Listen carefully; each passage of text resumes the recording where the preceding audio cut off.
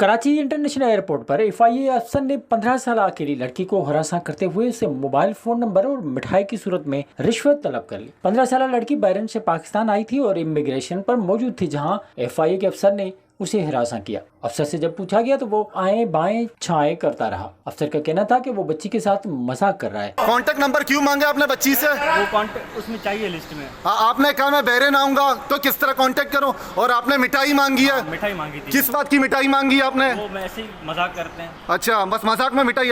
क्यों मजाक किया? जी सर। आप इसको जानते हो? ये मजाक कर रहे हो?